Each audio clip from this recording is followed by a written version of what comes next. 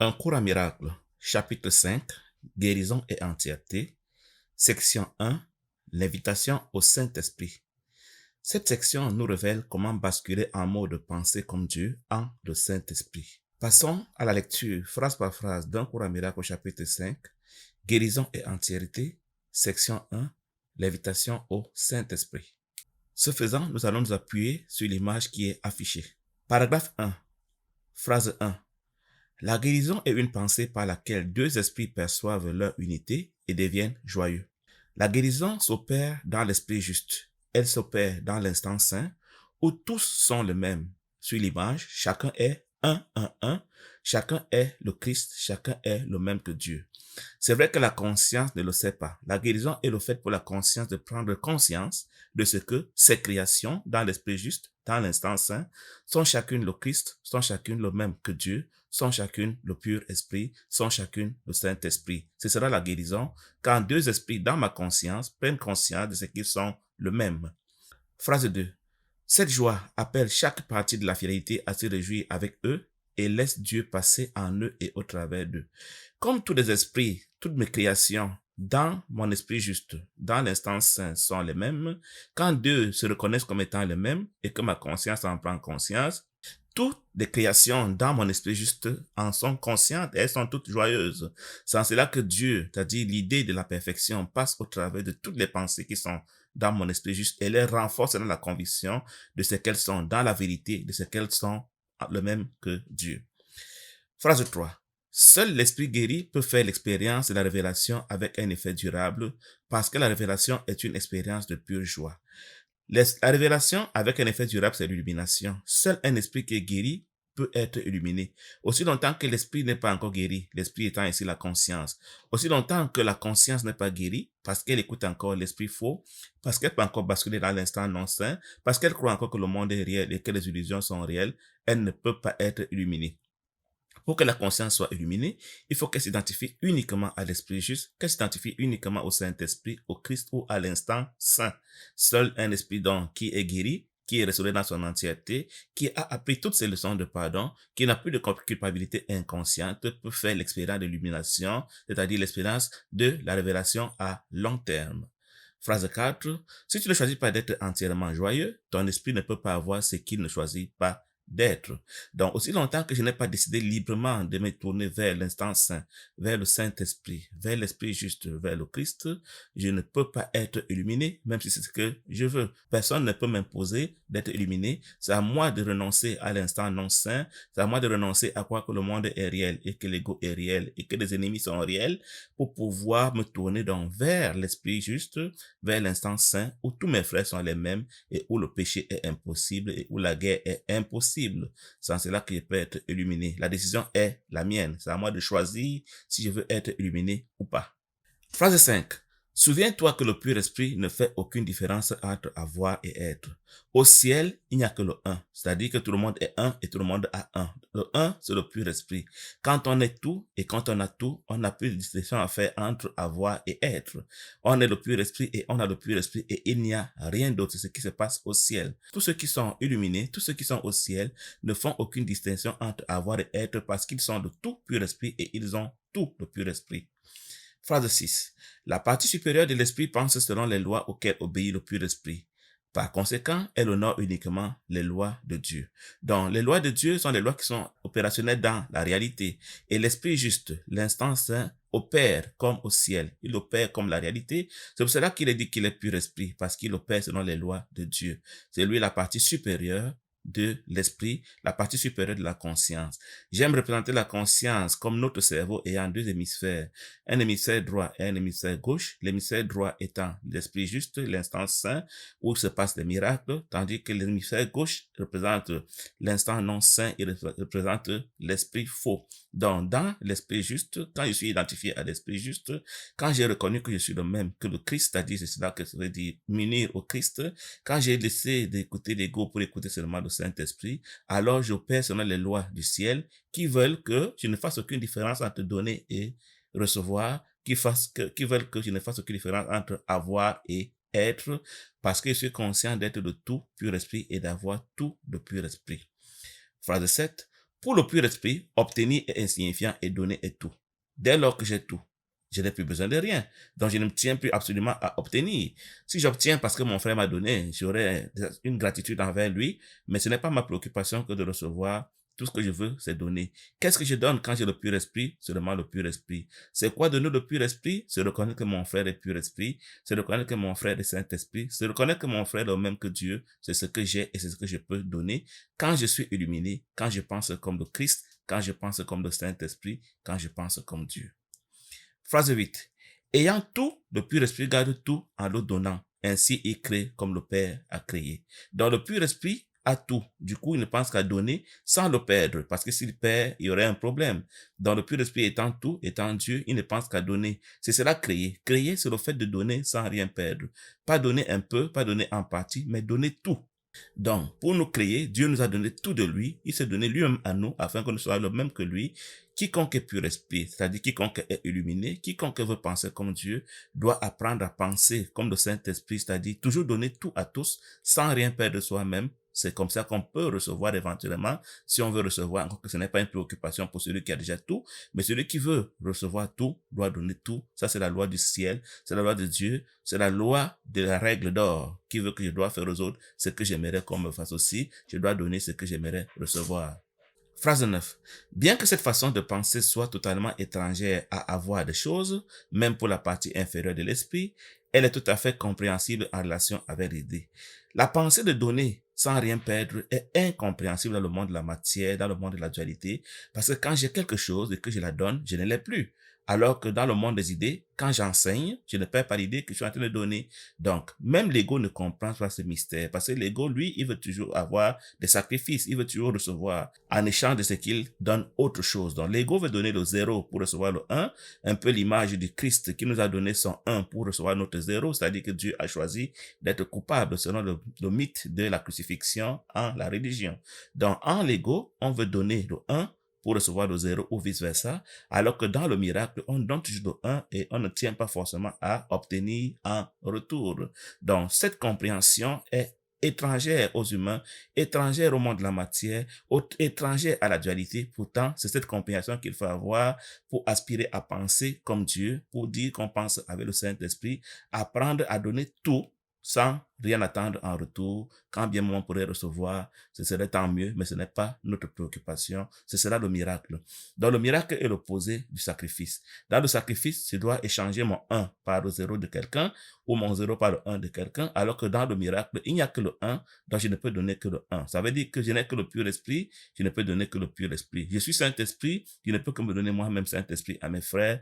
Je suis le Christ, je ne peux que reconnaître que tous mes frères sont le Christ. Je ne conçois pas le concept d'adversaire, d'ennemi, de mal, de méchanceté, parce que je ne les comprends pas dans l'esprit juste où je suis identifié. Phrase 10.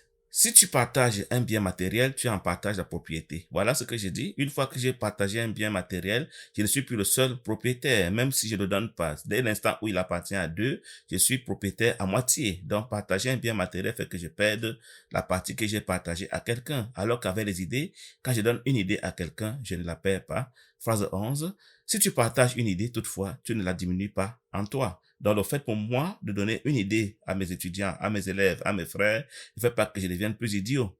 Au contraire, phrase 12, elle est encore toute à toi, bien qu'elle ait tout été donnée. Donc, bien que j'ai donné toute l'idée qui est la mienne, qui est en moi, bien que j'enseigne un cours en miracle ici, il ne sort pas de ma tête parce que je l'ai donné à mes frères au travers de cet enseignement, au travers de YouTube.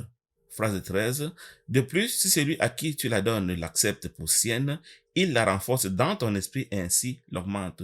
Au contraire, plus les gens vont accepter l'idée que je leur communique au travers de mes enseignements, plus j'aurai la conviction qu'elle est vraie, plus elle sera renforcée dans mon esprit. C'est pour cela que les croyants religieux ont la propension à faire le prosélytisme, parce qu'ils cherchent des personnes qui vont les conforter dans la pensée que leur croyance est vraie. Imaginons-nous un seul instant que nous soyons dans ce monde et que nous soyons les seuls à croire que le monde est réel. Mais nous allons abandonner cette croyance. Mais parce que nous voyons que tout autour de nous, tout le monde croit que le monde est réel, cela a renforcé la pensée de ce que le monde est réel dans notre esprit, si bien qu'aujourd'hui nous croyons tous que le monde est réel. Plus il y aura des gens qui comprendront que le monde n'est pas réel, plus le monde sera défait dans les esprits, plus il y aura des humiliés dans ce monde. Phase 14. Si tu peux accepter le concept que le monde est un monde d'idées, alors toute la croyance en la fausse association que fait l'ego entre donner et perdre disparaît. Le monde véritable est dans la pensée. Il n'y a pas de monde matériel. En cela, on ne peut jamais perdre parce qu'on ne perd pas dans le monde des idées. Pour simuler la perte dans l'esprit faux, l'ego a fabriqué le monde matériel qui lui permet donc de dire si le corps a perdu, alors c'est moi qui ai perdu. Si le corps est coupable, alors c'est moi qui suis coupable. Si le corps est méchant, alors c'est moi qui suis méchant. Le monde matériel permet à l'ego d'opérer. Sans le monde matériel, l'ego n'aurait pas moyen d'opérer ce que la pensée ne peut pas faire. Parce que la pensée ne peut pas être divisée, il ne peut pas avoir des pensées qui ne soient pas parfaites. Donc, dès l'instant où j'ai appris que le monde est pensé et que le monde matériel n'existe pas, alors je comprends que la perte est impossible et que tout ce qui est important, c'est de donner et que je dois toujours donner tout ce que j'ai parce que je ne peux pas le perdre. Mais si je crois que les choses que j'ai sont réelles et qu'elles sont vraies, et que je pense qu'en les donnant, je les perds, alors j'apprendrai dans mon inconscient que donner est perdre. Donc, il suffit de basculer en mode de croyance en un monde des idées et non pas en un monde de la matière pour ne plus associer donner à perdre. Ce sera la guérison, ce sera le miracle. Donc, le miracle donne sans perdre, alors que le sacrifice donne en perdant. Paragraphe 2, phrase 1. Commençons notre processus de réveil par ces quelques simples concepts. Voici donc les concepts fondamentaux que doit apprendre celui qui prétend qu'il est éveillé selon un courant miracle et qu'il veut être illuminé et qu'il veut penser comme le Saint-Esprit. La première leçon, phrase 2.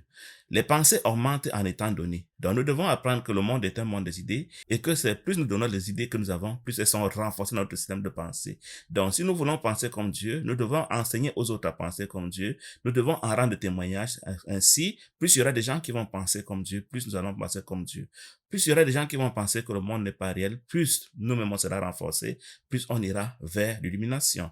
Donc nous avons intérêt à partager des pensées que nous avons, pas forcément en parlant, mais simplement en pensant. Et quand on pense, on les donne à nos frères dans l'esprit juste. Et à mesure que plusieurs personnes vont les recevoir, elles seront renforcées en nous et notre paradigme va changer, notre système de pensée va changer, nous serons de plus en plus guéris et nous allons donc ainsi aller vers l'illumination. Phrase 3. Plus nombreux ceux qui croient en nos pensées, plus elles prennent de la force. C'est ce que je viens de dire. Plus il y aura des gens qui vont penser comme Dieu. Plus il y aura des gens qui vont penser comme le Saint-Esprit. Plus nous allons dispenser l'enseignement conforme à un cours à miracle, plus un cours à miracle va devenir populaire et plus les gens vont comprendre qu'un cours à miracle enseigne la vérité. Phrase 4. Tout est une idée. Ça, c'est la phrase qui m'a marqué dans un cours à miracle. Ça a été le grand basculement pour moi que d'apprendre que seule l'idée est réelle et qu'il n'y a rien d'autre. Aussi longtemps que je n'aurais pas appris que tout est une idée et que la matière n'existe nulle part, je ne pourrais pas comprendre un cours à miracle, je ne pourrais pas penser avec le Saint-Esprit, je ne pourrais pas penser comme Dieu. Tout est une idée. Dieu est une idée, le monde est une idée, tout est une idée, je suis une idée et tout ce qui peut sembler exister est fondamentalement une idée. J'aime souvent penser que quand un architecte veut bâtir un immeuble, il a commencé par le penser pour faire la maquette, pour faire le plan. Donc tout part toujours d'une idée, même la matière part d'une idée. Au lieu de parler de la matière finale, je peux aussi parler de l'idée qui aboutit à la matière, puisque l'idée est la maquette, l'idée est le plan, et si je change l'idée, alors la matière pourra changer. Mais si je veux changer la matière sans avoir changé l'idée qu'il a conçue, je serai en train d'agir comme un fou. Donc, il est question pour moi, pour apprendre à penser comme le Saint-Esprit, pour apprendre à penser avec le Saint-Esprit, je dois me souvenir toujours que j'opère dans un monde des idées, parce que tout est une idée. Tout est une idée, je répète, tout est une idée. Il n'y a rien qui ne soit pas une idée et ce qui n'est pas une idée n'existe nulle part. Et l'idée est toujours parfaite. Quand je veux faire semblant d'avoir des idées imparfaites, des idées divisées, je dois les projeter sur la matière pour leur assigner des attributs de la matière afin de simuler la division de l'idée, afin de simuler l'imperfection, parce que l'idée est toujours parfaite et l'imperfection n'existe nulle part. Phrase 5. Comment donc donner et perdre peuvent-ils être associés? Celui qui a appris que tout est une idée comprend que la perte est à jamais impossible. On ne peut jamais perdre. Si je crois en la perte, ça veut dire que je crois au sacrifice. Ça veut dire que je crois que le monde de la matière est réel. Parce qu'il n'y a que le monde de la matière pour m'induire dans l'erreur de croire que donner et perdre sont associés. Donner et perdre ne peuvent jamais être associés, sauf dans l'esprit d'un fou qui croit que la matière est réelle et donc on peut perdre une idée en la donnant. Paragraphe 3. Voilà l'invitation au Saint-Esprit. Voilà la leçon qu'il faut apprendre pour basculer dans le mode de penser avec le Saint-Esprit, penser comme Dieu, penser que tout est une idée et qu'il n'y a rien d'autre. Et qu'à mesure que je donne les idées, elles sont renforcées en moi. C'est cela le miracle. Je donne le 1, je reçois le 1 et il est donc renforcé en moi. Le 0 n'existe pas. L'ego n'existe pas. Les ennemis n'existent pas. Les adversaires n'existent pas. Le mal n'existe pas, sauf dans l'esprit d'un fou, et l'ego est un fou. Phrase 2.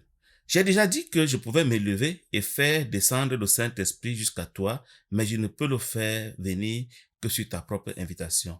Le Saint-Esprit, c'est la pensée sur notre image du 1-1-1. Le Saint-Esprit, c'est la pensée du Christ. Christ au ciel, dans notre modèle, c'est le 1-1-1 quand Dieu aurait 3 créations.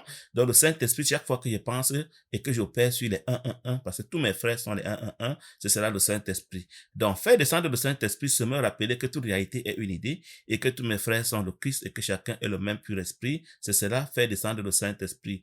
Dès l'instant où je bascule en ce mode de pensée, j'ai basculé en mode de Saint-Esprit, j'ai reçu le Saint-Esprit, je suis en train de me laisser conduire par le Saint-Esprit. Du coup, les constellations qui contiennent les zéros, dont le péché, la peur, le mal, la rancune, la vengeance, les ennemis et autres, disparaissent de mon esprit, c'est-à-dire de ma conscience. Ainsi, l'esprit faux disparaît de ma conscience. Ainsi, je m'approche de l'illumination. Donc, Jésus, qui lui est déjà dans la constellation 1-1-1, est là prêt, toujours avec nous, prêt à nous rappeler que la vérité est le 1-1-1, la vérité est l'entièreté, la vérité est l'absence de peur, l'absence de culpabilité, l'égalité de tous. C'est ça la vérité et c'est ce qu'il veut faire à celui qui est prêt à recevoir ce message. Mais ceux qui sont encore prêts à faire des discriminations au nom de genre, de sexe, d'âge, des moyens financiers, de religion et d'intelligence et autres, libre à eux, ce n'est pas un péché, mais quand ils seront prêts, ils se tourneront vers le Saint-Esprit, vers Jésus qui va leur rappeler que la vérité n'est que dans l'entièreté et que personne n'est coupable, personne n'est pécheur, personne n'est ici, tout est une idée, les corps n'existent pas, le monde n'existe pas. Phrase 3. Le Saint-Esprit est dans ton esprit juste comme il était dans le mien. Je l'ai dit, le Saint-Esprit, c'est la constellation 1-1-1 de tous mes frères. Dès l'instant où je pense que tous mes frères sont 1-1-1, c'est-à-dire que tous sont entiers, ce sera le Saint-Esprit. Donc le Saint-Esprit n'est qu'une pensée. Il est un souvenir, le souvenir du Christ, le souvenir du ciel dans mon esprit. Dès que je me souviens de ce que au ciel, le Christ est 1-1-1 et que tous mes frères sont 1-1-1, je suis déjà conduit par le Saint-Esprit. Le Saint-Esprit a déjà pris le contrôle de mon esprit. C'est cela d'ailleurs le Saint-Esprit, le fait de se souvenir de ce que tous sont le Christ et tous sont le même pur esprit. Tous sont exactement comme ils étaient au ciel, 1-1-1, même si je suis en train de les rêver dans mon rêve. Je dois me souvenir de ce que dans le rêve, c'est moi qui rêve de 2 cieux. Un ciel qui me rappelle le vrai ciel et un ciel qui est inventé par moi où j'ai mis les démons et les fantômes et les monstres, les criminels, les pécheurs et autres. À chaque instant, c'est à moi de choisir sur quel ciel je vais opérer. Sur le ciel où mes frères sont le même que le Christ, le vrai ciel, ou sur le ciel que j'ai inventé, où mes frères sont des pécheurs, des ennemis, des adversaires, des pécheurs, des démons, des monstres et autres. C'est à moi de choisir. Phrase 4. La Bible dit, ayez en vous le même esprit qui était en Jésus et elle l'utilise comme une bénédiction. La Bible dit, identifiez-vous au pur esprit. Identifiez-vous au Saint-Esprit. Identifiez-vous à l'Esprit juste, demeurez dans l'instant saint. C'est ce que moi j'avais fait pour être illuminé. C'est ça une bénédiction, c'est ça qui vous fera du bien, c'est ça qui vous donnera la joie, c'est ça qui vous donnera la paix, et c'est là qui vous permettra de retourner au ciel. Moi, Jésus, pour être illuminé, j'avais renoncé à m'identifier à mon esprit faux, j'avais renoncé à m'identifier à l'ego, j'avais renoncé à croire que mon frère peut à jamais être mon ennemi, même Judas n'était pas mon ennemi. Je n'aurais plus jamais dit aimer vos ennemis parce que le concept de l'ennemi était incompréhensible dans mon système de pensée. C'est un concept qui n'existe pas dans l'esprit juste. C'est cela que la Bible vous recommande d'avoir le même esprit qui était en moi, Jésus, parce qu'elle sait que c'est en cela que vous allez avoir la bénédiction d'être illuminé. Phrase 5. C'est la bénédiction de l'esprit de miracle. Dès l'instant où je suis tourné vers l'instant saint, vers l'esprit juste, vers le Saint-Esprit, c'est alors que je peux faire des miracles, c'est-à-dire que j'opère seulement sur les versions Christ de mes frères et non pas sur les versions égaux que je leur ai inventées dans l'esprit faux. C'est cela, la bénédiction de l'esprit des miracles. Un esprit de miracle, c'est un esprit qui s'est souvenu de ce que tout est une idée et que tous ses frères sont le même pur esprit et que chacun est le Christ et qu'il n'y a rien d'autre, même pas dans son rêve. Par conséquent, la matière n'existe pas. Par conséquent, l'ego n'existe pas. Par conséquent, la dualité est une folie. Phrase 6. Elle te demande de penser comme je pensais et de te joindre à moi dans la pensée du Christ. Donc, la Bible te demande de penser comme je pensais, c'est-à-dire que moi, je pensais que tous mes frères sont le Christ, parce que le Père ne peut créer que le Christ. Si je pense que le Père a créé ce qui n'est pas le Christ, alors je fais du Père un fou. Chacun agent de son espèce. Le Christ est le même que le Père. Le Christ est un comme le Père est un. Je l'ai appris et c'est ainsi que je pensais. Et la Bible t'enjoint de penser comme moi, que tous tes frères sont chacun le Christ, chacun le même pur esprit, afin que tu puisses donc faire des miracles. C'est cela, se joindre à moi en pensant comme je pensais. Paragraphe 4, phrase 1. Le Saint-Esprit est la seule partie de la Sainte Trinité qui ait une fonction symbolique. Le Saint-Esprit est le seul être au ciel qui semble agir dans ton rêve. C'est ça, une fonction symbolique. Il semble agir dans l'univers de la dualité. C'est ça, avoir une fonction symbolique. Une partie de la Sainte Trinité, c'est un être du ciel. La Sainte Trinité n'est qu'au ciel. La sainteté veut toujours dire un.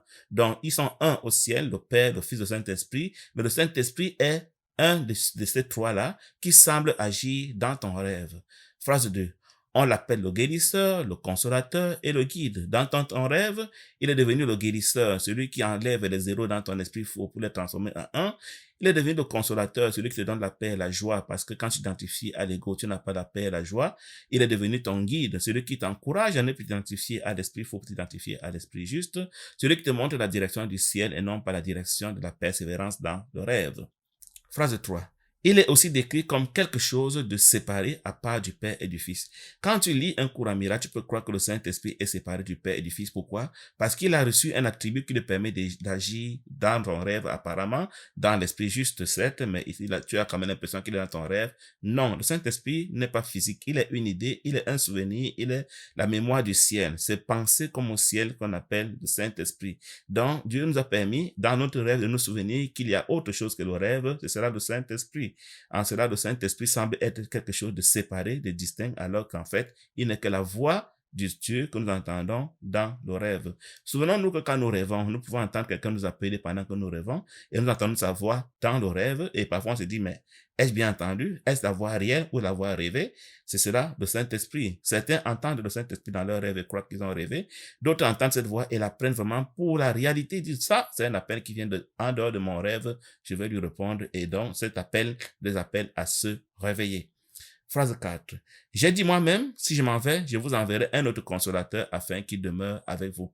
D'ailleurs, moi, quand j'étais encore un homme parmi vous, je vous ai enseigné que je vais vous envoyer un consolateur, comme si le Saint-Esprit était quelque chose de séparé, comme s'il était une entité dans votre rêve. En fait, il n'est pas dans votre rêve. Ce n'est que la voix pour Dieu que vous entendez pendant que vous dormez, pendant que vous rêvez. Cette voix qui vous dit, écoute, mon fils, ce que tu es en train de faire n'est pas réel. Ce que tu vois n'est pas réel. Ce n'est qu'un rêve et tu peux te réveiller. Quand tu voudras te réveiller, ton Père n'est pas fâché de toi.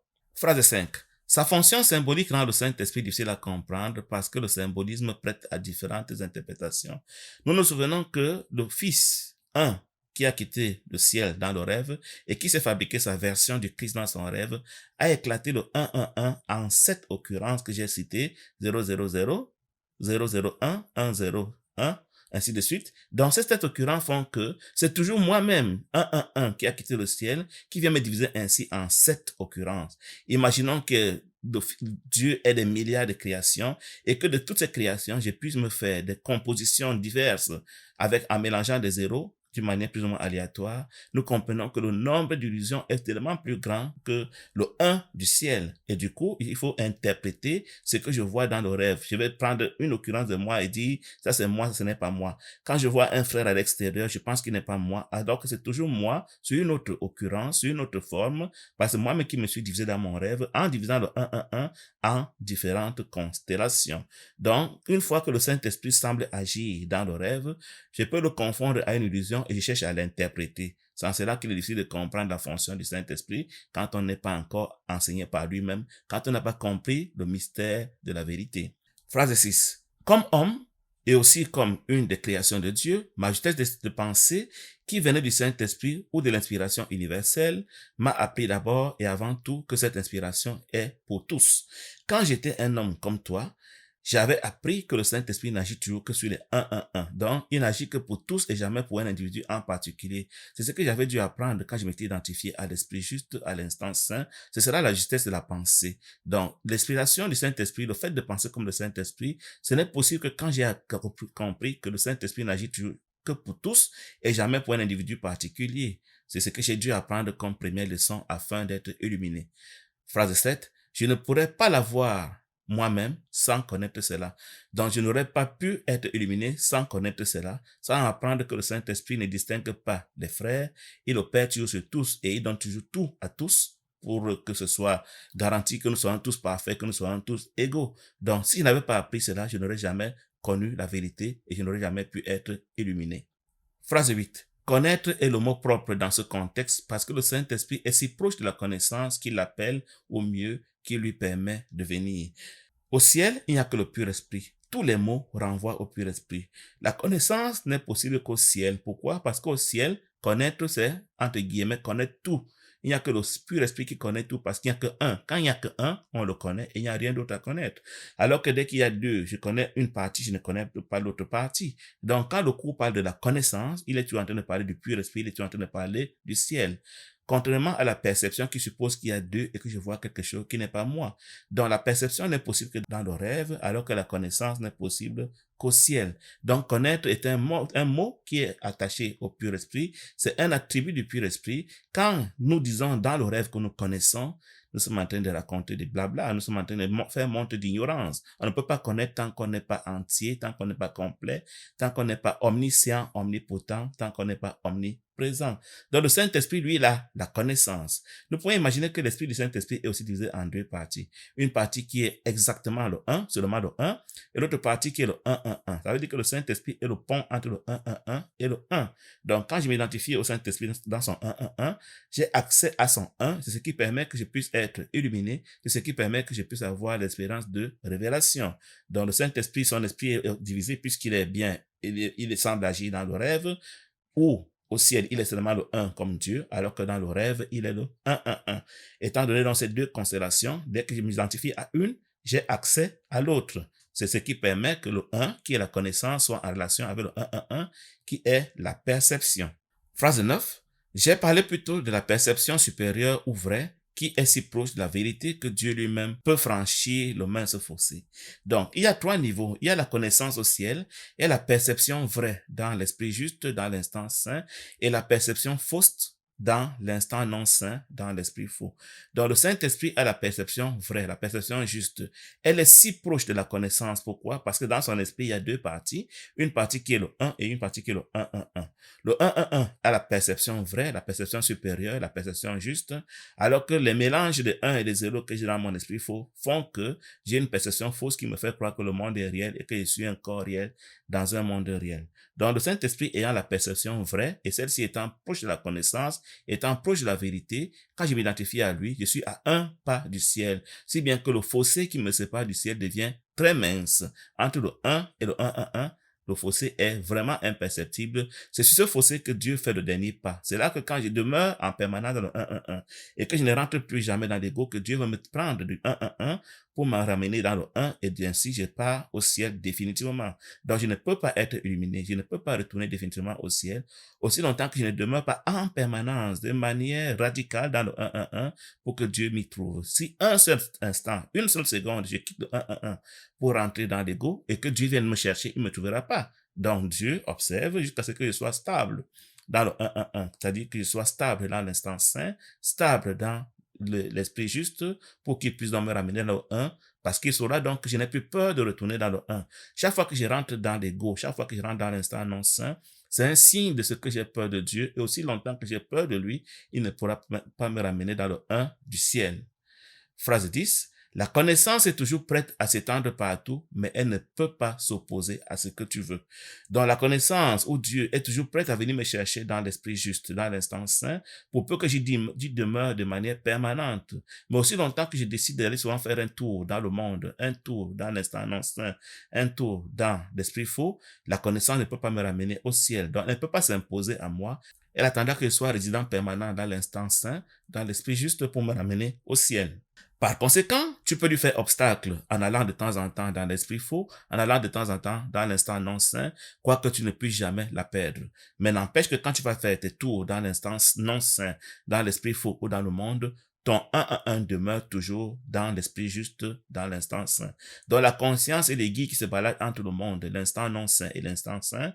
Elle se balade entre le monde, l'esprit faux et l'esprit juste. C'est quand la conscience, cette aiguille, est calée dans l'instant saint, dans l'esprit juste, que Dieu peut me ramener au ciel. Aussi longtemps que je pointe cette aiguille vers le monde, vers les corps, vers la matière, ou vers l'ego et vers la dualité, je ne peux pas être ramené dans le 1, je ne peux pas être ramené dans la perfection. Dieu ne peut pas me prendre pour faire le dernier pas avec moi, qui me transporte du 1, de l'esprit juste, de l'instant saint, vers la perfection éternelle au ciel. Donc, sans cela, que je peux m'opposer à retourner au ciel. Sans cela que je dis à Dieu, je n'ai pas encore envie de retourner au ciel. Je ne veux pas encore penser que je ne suis pas un corps. Je n'ai pas encore envie de penser que ce monde n'est pas réel. Je n'ai pas encore envie de penser que la dualité n'est pas vraie. Je n'ai pas encore envie de penser que les ennemis sont impossibles. Je n'ai pas encore envie de penser qu'il n'y a que l'amour, qu'il n'y a que la paix, qu'il n'y a que la joie et qu'il n'y a que rien d'autre. Alors, fiche-moi la paix, laisse-moi tranquille. Quand je voudrais retourner au ciel, tu le verras. Tu verras que je ne crois plus au mal. Tu verras que je ne crois plus au péché. Tu verras que je ne crois plus à la séparation. Tu verras que je ne crois plus à ce monde. Tu verras que je demeure toujours dans le 1. Ce sera le signe pour te dire, maintenant, je suis prêt à retourner au ciel. En attendant, laisse-moi faire ma vie. Laisse-moi faire mes expériences dans le rêve. Je viendrai quand je voudrais. Paragraphe 5, phrase 1. Le Saint-Esprit est l'Esprit du Christ qui est conscient de la connaissance qui se trouve au-delà de la perception. Je l'ai dit, le Saint-Esprit, son esprit est divisé en deux parties. Une partie qui est le 1, la connaissance, et l'autre partie qui est le 1, la perception vraie. Donc, c'est lui l'Esprit du Christ, c'est lui le 1, parce que le Christ est le 1. Il est conscient à la fois de la connaissance et de la perception. Il est le pont qui relie le rêve à la réalité. Une fois que je me suis identifié d'une manière permanente au 1, donc à sa partie Christ, alors je suis maintenant admissible à la partie Dieu, qui est le 1, la connaissance, la vérité, la perfection éternelle. Phrase 2. Il a reçu l'être avec la séparation comme protection, inspirant en même temps le principe de l'expiation. Donc le Saint-Esprit a reçu cette constellation 1 d'un côté et 1 de l'autre, quand nous nous sommes séparés. Le Saint-Esprit était aussi 1 comme tout le monde au ciel, mais une fois que je me suis séparé, Dieu lui a donné la possibilité de me suivre dans mon rêve en lui donnant le 1. Il lui a dit, tiens-toi prêt, un jour il voudra revenir, protège-le pendant qu'il est en train de rêver, rappelle-lui que le rêve n'est pas réel, que c'est seul le 1 qui est réel. Le jour où il sera prêt, ramène-le au ciel. C'est en cela qu'il inspire le principe de l'expiation, le principe qui me rappelle que je suis le Christ. C'est en le Saint-Esprit qui peut me souvenir que j'ai la possibilité de penser autrement, que je suis le Christ. Parce que dans mon rêve, je crois que je suis un égo, je crois que je suis un fou, je crois que je suis mélangé avec la peur, je crois que je suis coupable. Mais quand je me souviens du Saint-Esprit, je dis, ah, s'il est innocent, c'est que je suis innocent. Donc le Saint-Esprit est là pour me rappeler que je suis innocent, que je suis non coupable, que je suis 1 au ciel. Et une fois que je me serai souvenu de cela et que je serai demeuré lié à lui, identifié à lui de manière permanente, je pourrais me rendre compte de ce qu'il y a aussi le 1 à côté et je voudrais donc être parfait comme Dieu et Dieu va me faire le dernier pas du 1 vers le 1 et va me faire traverser le petit fossé qui me ramène à la perfection éternelle. Donc le Saint-Esprit a reçu son identité, sa constellation 1 d'un côté et 1 de l'autre, comme le Christ, pour me protéger et pour me rappeler que je suis innocent, afin que, le jour que je m'identifie à lui, je demeure donc dans le 1, je m'identifie à lui, je reste dans l'esprit juste, je reste dans l'instant saint, ainsi Dieu peut m'y trouver et me ramener donc au ciel. Phrase 3. Avant cela, il n'y avait pas besoin de guérison car nul n'était inconsolé. Avant la séparation, personne n'était fou. Personne ne croyait à la culpabilité, personne n'avait peur. Il n'y avait donc pas besoin d'avoir un Saint-Esprit qui a une constellation entre le 1 et le 1 pour me sauver, pour me consoler, pour me rappeler la vérité. Donc le Saint-Esprit a dû recevoir sa constellation spécialement quand j'ai quitté le ciel. Il est venu pour m'accompagner, pour dire, fais tes folies, mais je t'attends. Quand tu seras prêt, tu te tourneras vers moi, tu remarqueras qu'il y a une alternative à la dualité. Tu choisiras le non-dualisme pur, tu choisiras d'identifier à moi, tu choisiras la paix et la joie, ainsi tu pourras rentrer au 1 de ton Père tel qu'il t'a créé. Phrase 4. La voix du Saint-Esprit est l'appel à l'expiation ou à la restauration de l'intégrité de l'esprit. Donc, quand je me souviens de la constellation 1, c'est cela la voix du Saint-Esprit, alors je me souviens que je suis non coupable, parce que dans le 1, il n'y a pas de zéro. Ça veut dire que je me souviens qu'il est possible d'être aussi pur, aussi saint que Jésus, qu'il est possible d'être le même que le Saint-Esprit. Ainsi, mon esprit est restauré dans son entièreté, mon esprit est devenu intègre, ainsi je suis guéri. Donc mon esprit est malade quand il contient des zéros, quand il contient la peur et la culpabilité, et mon esprit est guéri quand il n'a plus que la paix et la joie, quand il n'a plus que le 1, quand il est pur esprit, et c'est ce que le Saint-Esprit est appelé à me rappeler. Sans cela que le Saint-Esprit est la mémoire du ciel, comme ma mémoire est la mémoire de ma culpabilité. Il est donc ce qui me rappelle qu'il y a une alternative à ce monde, un univers différent de ce monde auquel j'ai accès si j'ai choisi de penser comme lui, si j'ai choisi de concevoir qu'il n'y ait pas de mal, qu'il n'y ait pas de péché, qu'il n'y ait pas de culpabilité, qu'il n'y ait pas de séparation, qu'il y a une seule chose, c'est le pur esprit que nous sommes tous et que nous sommes en Dieu. Phrase 5. L'expiation étant complétée et la finalité tout entière guérie, il n'y aura plus d'appel au retour. Donc, une fois que tous auront abandonné l'ego, une fois que le zéro sera à jamais défait, une fois que personne n'aura plus peur et que personne n'aura plus la pensée d'être coupable, nous allons tous retourner au ciel. Le Saint-Esprit va donc fermer la porte derrière nous. Il va rentrer avec nous au ciel. Il n'y aura plus de monde. Il n'y aura plus que le ciel tel qu'il a toujours été et cela arrivera tôt ou tard. Phrase 6. Mais ce que Dieu crée est éternel. Dieu a créé le Saint-Esprit et le Saint-Esprit est donc éternel. Phrase 7. Le Saint-Esprit restera avec les fils de Dieu pour bénir leur création et les garder dans la lumière de la joie. Donc le Saint-Esprit ne va pas rester dans le rêve. Il n'a d'ailleurs jamais été dans le rêve. Il est au ciel. C'est sa voix qu'on entendait dans le monde. Une fois qu'il n'y aura plus de monde, une fois qu'il n'y aura plus de séparation, cette partie de sa voix aussi va se défaire et puis il va donc retourner au un comme le Christ. Le Saint-Esprit n'est que la version du Christ qui ne peut pas avoir un corps. Donc si le Christ peut retourner au ciel, alors forcément le Saint-Esprit aussi va retourner au ciel. Nous devons abandonner notre ego pour retourner au ciel. Lui n'a qu'à abandonner la partie qu'il persévère pour ne plus retourner que dans la connaissance. Donc pour lui, c'est d'autant plus facile de retourner au ciel que pour nous, je dirais, mais en fait, c'est la même chose puisqu'il n'y a pas de niveau dans le pur esprit. Donc, le Saint-Esprit restera avec nous au ciel. Il retournera au ciel parce qu'il est un fils de Dieu, comme tous les autres. Il va donc retourner à la nature de Christ. Il va retourner à la réalité de la perfection qui est la nôtre et il n'y a rien d'autre. Paragraphe 5. Dieu a honoré même les malcréations de ses enfants parce qu'il les avait faites. Dieu nous considère comme ses égaux. Même dans nos rêves, quand nous faisons des bêtises, il considère que ce n'est qu'un jeu. Mais si nous voulons jouer au créateur, notre enfant qui veut jouer au docteur, notre enfant qui veut jouer au policier, dans son rêve, dans son bac de sable, on va pas l'attaquer pour ça. On va le laisser faire puisque on veut lui apprendre qu'il est souverain et qu'il peut faire ce qu'il veut. Donc, c'est en cela que Dieu a honoré nos malcréations, c'est-à-dire qu'il ne les a pas attaqués, il ne les a pas renversés. D'ailleurs, s'il les attaquait, il les a rendus réels. C'est pour cela que Dieu honore nos folies. C'est-à-dire que il ne nous empêche pas de faire nos folies aussi longtemps que nous voulons. Il ne nous empêche pas de rêver aussi longtemps que nous voulons, en attendant que nous acceptions volontairement de nous réveiller pour retourner au ciel. Phrase 2. Mais il a aussi béni ses enfants en les dotant d'une façon de penser capable d'élever leur perception si haut qu'ils pourraient presque remonter jusqu'à lui. Il nous a aussi béni en nous donnant le Saint-Esprit, tel que le jour où nous voulons rentrer à la maison, vu que nous voulons redevenir Dieu que nous sommes, et non pas des petits enfants qui jouent dans les bacs de sable, il suffira de voir au Saint-Esprit qui est toujours avec nous et nous dire, ah, il est là, je vais être comme lui. Et une fois que je pense comme lui, je peux donc retourner au ciel. C'est cela, élever ma perception. Cesser d'avoir la perception fausse pour avoir la perception juste, pour avoir la perception vraie. La prochaine étape, c'est d'avoir la vision du Christ qui consiste à ne plus voir la matière du tout. Même si je la vois, elle devient transparente pour moi. Et après cela, je retourne à la connaissance. Donc, pendant que l'enfant joue dans le bac de sable, dans la cour de récréation, le Saint-Esprit est toujours à côté de lui, lui disant, écoute, quand tu auras fini de jouer, je suis l'alternative pour toi à ce que tu es en train de faire, pour te montrer qu'il y a autre chose que tu peux choisir. Et quand tu voudras choisir, tu retourneras au ciel, quand tu voudras choisir à nouveau. Phrase 3. Le Saint-Esprit est l'esprit de l'expiation. Le Saint-Esprit est dans cet esprit qui rappelle à l'enfant que la culpabilité n'existe pas, qu'il est non coupable, mais pendant qu'il est en train de jouer dans le bac de sable, il se prend pour coupable et il a peur. Le Saint-Esprit est la mémoire de sa non-culpabilité qu'il pourra choisir en abandonnant la mémoire de la culpabilité, ainsi se souvenir de la vérité et accepter donc de se réveiller. Parce que c'est parce qu'on se sent coupable qu'on a peur de la punition de Dieu au ciel. Mais dès l'instant, le Saint-Esprit va nous rassurer que nous n'avons pas besoin d'être coupables parce que nous sommes innocents à jamais. Nous n'aurons plus peur de nous réveiller. Nous allons donc retourner au ciel. Phrase 4. Il représente un état d'esprit suffisamment proche de l'unité d'esprit pour qu'un transfert vers elle soit possible. Donc, le Saint-Esprit représente un état où le 1 est possible. Il est le 1-1-1. La compréhension du 1-1-1 à 1 est très facile. Donc, le Saint-Esprit représente un état où il n'y a pas de zéro et du coup, qui peut être converti rapidement, qui peut être transféré rapidement en le 1. Donc, une fois que je vais demeurer d'une manière stable dans le 1-1-1, c'est-à-dire que je vais m'identifier au Saint-Esprit, c'est-à-dire que je ne croirai plus au mal, au péché, à la haine, à la colère et aux ennemis, je pourrais donc ainsi être compressé à 1 et retourner au ciel. Ce sera le retour au ciel, ce sera me souvenir de ce que je suis Dieu, parce que Dieu n'est que le 1. Phrase 5. La perception n'est pas la connaissance, mais elle peut être transférée à la connaissance ou passer en elle. La perception suppose que je vois quelque chose qui n'est pas moi, alors que la connaissance n'est possible que quand il y a un seul, donc les deux ne sont pas les mêmes.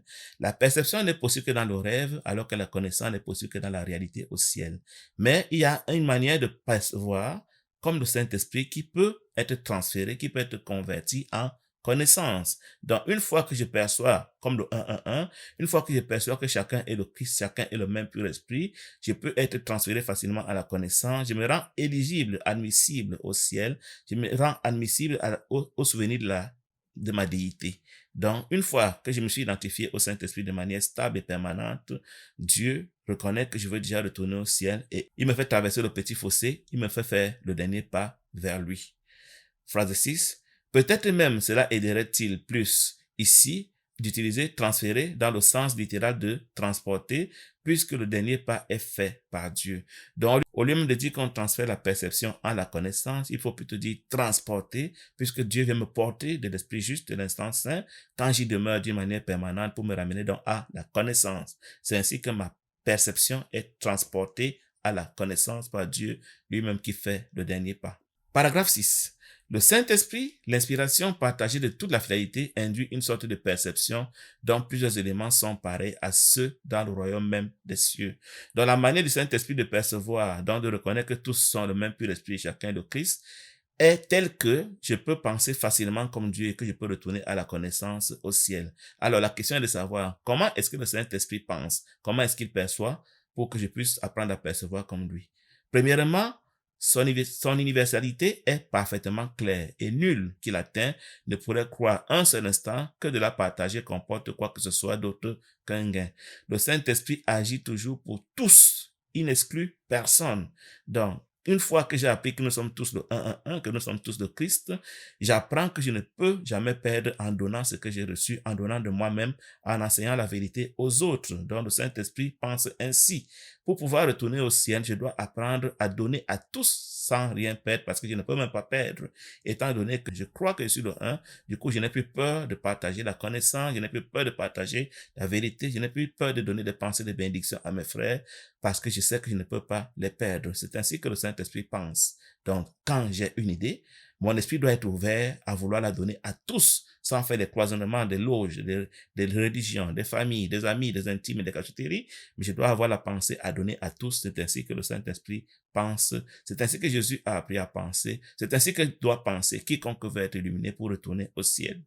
Deuxièmement, elle est incapable d'attaquer et elle est donc véritablement ouverte. Deuxièmement, le Saint-Esprit est incapable de distinguer, de séparer, de croire que un est meilleur, un est mauvais, un est bon, de croire que un est ennemi et un est ami. C'est cela attaquer, d'introduire les zéros dans la constellation d'un frère. Il ne connaît pas le zéro, il ne connaît pas les adversaires, il ne connaît pas les ennemis, il ne connaît pas le péché, il ne connaît pas le mal. Il ne peut donc pas induire cela dans la constellation d'un frère. C'est cela que le Saint-Esprit pense comme Dieu.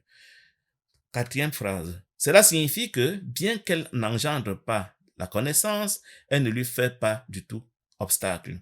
Donc, c'est pas le Saint-Esprit qui nous transporte au ciel. C'est Dieu qui nous transporte au ciel, mais le Saint-Esprit ne viendra jamais retarder notre retour au ciel. Quand je m'unis à lui, je ne peux que me rapprocher du ciel. Il ne peut jamais m'induire dans l'erreur. Il ne peut jamais me donner la culpabilité et la peur. Il ne peut jamais me faire croire que je suis différent de Dieu. Il ne peut jamais me pousser vers l'ego. Donc, bien que le Saint-Esprit ne peut pas me transporter au ciel, parce que ce n'est même pas son travail, c'est de me rappeler la vérité. Et quand j'ai accepté de demeurer dans la vérité, c'est Dieu lui-même qui me ramène au ciel. Pourquoi? Parce qu'au ciel, il n'y a que Dieu et il n'y a rien d'autre. Phrase 5. Finalement, la perception du Saint-Esprit indique la voie au-delà de la guérison qu'elle apporte et elle conduit l'esprit au-delà de sa propre intégration vers les sentiers de la création. Cette longue phrase pour dire que le Saint-Esprit m'indique la voie vers le 1. Donc, il me donne le 1-1-1 pour me qualifier au 1, pour me rendre admissible au 1. Elle m'indique la voie au-delà de la guérison. La voie au-delà de la guérison, c'est la connaissance, c'est la perfection au ciel. Donc, le Saint-Esprit me donne la guérison. Une fois que je suis guéri, alors je peux retourner au ciel. Et elle conduit mon esprit au-delà de sa propre intégration. Mon intégration, c'est toujours le 1-1 que je recouvre, 1-1-1. Une fois que je l'ai recouvert, je peux donc retourner à la création qui est le 1 au ciel. Phrase 6. C'est à ce point que s'opère un changement quantitatif suffisant pour produire un réel changement qualitatif. Donc, dans l'esprit juste, il y a encore plusieurs 1, mes frères, que je peux encore voir. Même si je reconnais que chacun est pur esprit, que chacun est le Christ, j'ai encore la perception du Saint-Esprit. C'est ça, la quantité. Donc, nous sommes encore apparemment nombreux. Mais une fois retourné au ciel, il n'y a plus que le 1. C'est ça le changement quantitatif. Donc, le Saint-Esprit me permet de passer du changement quantitatif au changement qualitatif. Donc, une fois que mes frères ne sont plus des mélanges d'ego, vous savez, c'était le 1 qui était devenu 7 différentes constellations. Donc, il me ramène d'abord de la croyance en 7 différentes constellations vers une seule constellation de chacun de mes frères. Donc, ça fait quand même 7 1. Mais ces 7 1 peuvent devenir le 1 du ciel. C'est ce que le Saint-Esprit fait comme miracle dans mon esprit. Il m'amène à ne plus être un ego, il m'amène à penser que je suis un miracle, et le miracle, sa prochaine étape, c'est de se souvenir de ce qu'il est Dieu, et ainsi de rentrer au ciel. Fin de la lecture phrase par phrase d'un cours à miracle au chapitre 5, guérison et entièreté. Section 1, l'invitation au Saint-Esprit. Je vous remercie, au plaisir et à bientôt. Bye bye.